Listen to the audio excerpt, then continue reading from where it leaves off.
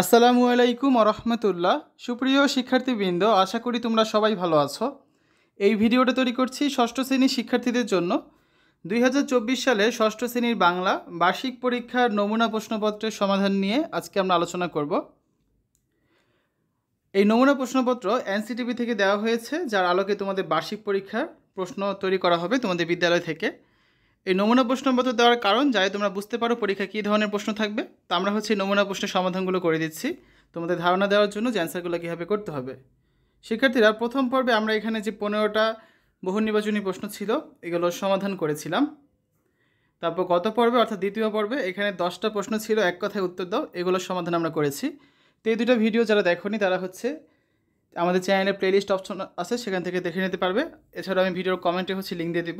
আমাদের আজকে আলোচনার বিষয় পর্ব 3-এ রচনামূলক অংশ থাকবে 75 নাম্বার, তার মধ্যে সংক্ষিপ্ত প্রশ্নের উত্তর 10টা প্রশ্ন থাকবে, প্রত্যেকটা 2 করে 20 নাম্বার। এই 20 নাম্বার আমাদের আজকের সমাধানের বিষয়। প্রশ্নগুলো প্রথমে আমরা দেখি। লোকশিল্প সংরক্ষণ ও সম্প্রসারণের দায়িত্ব আমাদের সকলের কেন? বলবো মাকে ভয় কি গো মা, বাণিজ্যেতে যাই বলতে কবি কি বুঝিয়েছেন? কবি সবাইকে আজ বাস্তা দিতে বলেছেন কেন?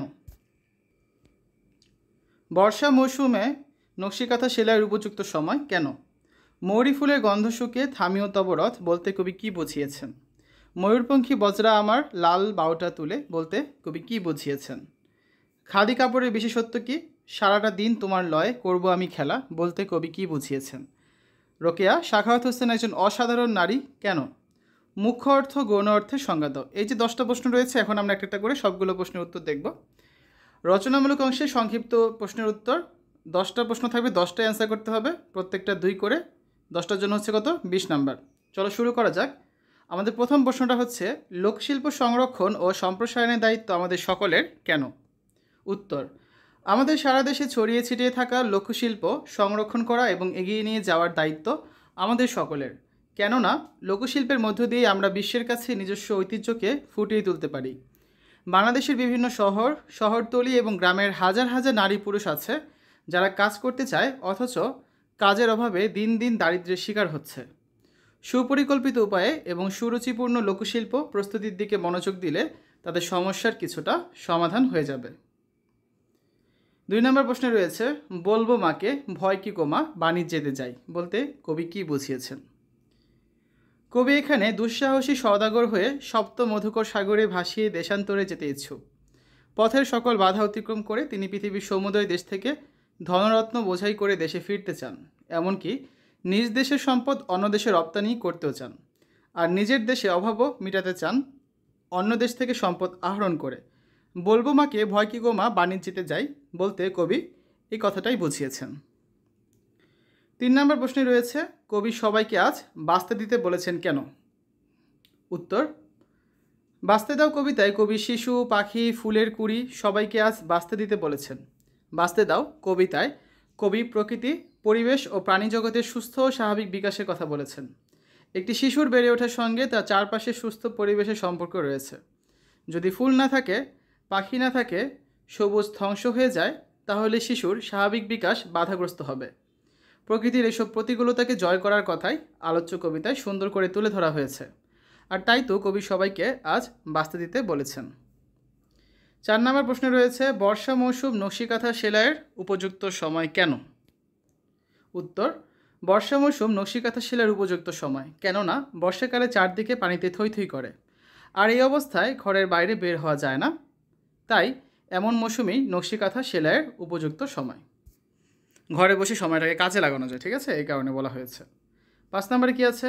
মৌরি ফুলের গন্ধ শুকে থামিও তব রথ বলতে কবি কি বুঝিয়েছেন? উত্তর: আমার বাড়ি কবিতাটি লিখেছেন কবি জসিমউদ্দিন। এটি একটি নিমন্ত্রণমূলক কবিতা। কবিতার নিজ বাড়িতে যাওয়ার জন্য বন্ধু বা আগন্তুকদের আমন্ত্রণ জানিয়েছেন। তার বাড়িতে কিভাবে যাওয়া যাবে, যাওয়ার পথটা কেমন সে সম্পর্কে তিনি বর্ণনা দিয়েছেন। তিনি কি খাওয়াবেন, কিসে বসতে দেবেন সে কথাও বলেছেন। কবির বাড়ি যাওয়ার পথে মৌরি ফুলের গন্ধ পাওয়া যায়, সেখানে ভ্রমরকেও আমন্ত্রণ জানানো হয়েছে। 6 নম্বর প্রশ্নে রয়েছে, ময়ূরপঙ্খী বজরা আমার লাল বাউটা তুলে বলতে কবি কি বুঝিয়েছেন? সামনের দিকে ময়ূরের আকৃতিযুক্ত বড় নৌকা হচ্ছে ময়ূরপঙ্খী বজরা। লাল বাউটা শব্দের অর্থ হচ্ছে লাল রঙের পাল। সওদাগর তার ময়ূরপঙ্খী নৌকায় লাল রঙের পাল ওড়াবে। ময়ূরপঙ্খী নৌকাটি মরাল বা রাজহাঁসের মতো দুলতে দুলতে চলবে। ময়ূরপঙ্খী বজরা আমার লাল বাউটা তুলে বলতে কবি এখানে এই কথাটাই বুঝিয়েছেন। 7 নম্বর প্রশ্ন, খাদি কাপড়ের বিশেষত্ব কী? উত্তর, খাদি কাপড়ের বিশেষত্ব হচ্ছে এর সবটাই হাতে প্রস্তুত করা হয়। তুলা থেকে হাতে সুতা কাটা হয়। গ্রামবাসীরা অবসর সময় সুতা কাটে, এদের বলা হয় কাটুনি।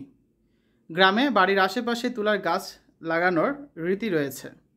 সেই গাছে তুলা দিয়ে সুতা কাটা ও হস্তচালিত তাঁতে এসব সুতায় যে কাপড় প্রস্তুত করা হয় সেই কাপড়ই হচ্ছে প্রকৃত খাদি বা খদ্দর। কুমিল্লা, নোয়াখালী ও চট্টগ্রামে প্রস্তুত খাদি বা খদ্দরের সমাদর শুধু গ্রাম জীবনেই নয়, শহরের আধুনিক সমাজেও যথেষ্ট পরিমাণে রয়েছে।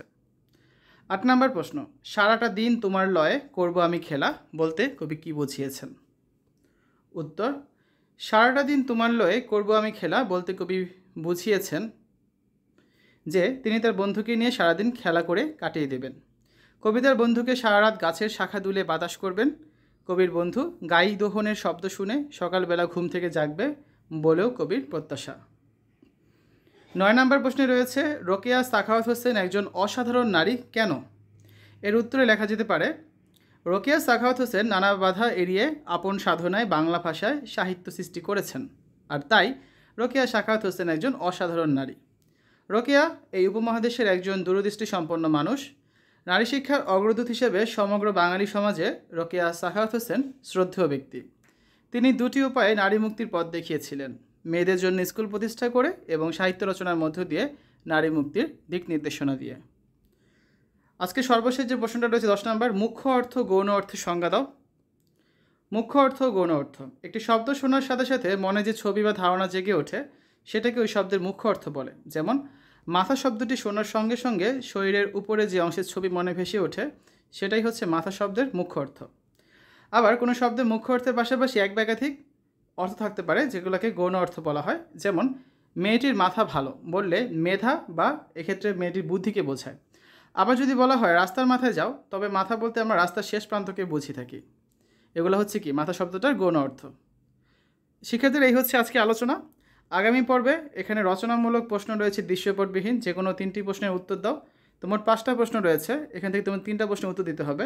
তো আমরা আগামী ক্লাসে এই 5টা প্রশ্নের সমাধান করে দেবো, যেটা তোমরা দেখতে পাবে 4 নাম্বার পর্বে। ঠিক আছে? ইতিমধ্যে আমরা নৈর্ব্যক্তিক প্রশ্ন এবং সংক্ষিপ্ত প্রশ্নের উত্তর এগুলো নিয়ে আলোচনা করে ফেলেছি।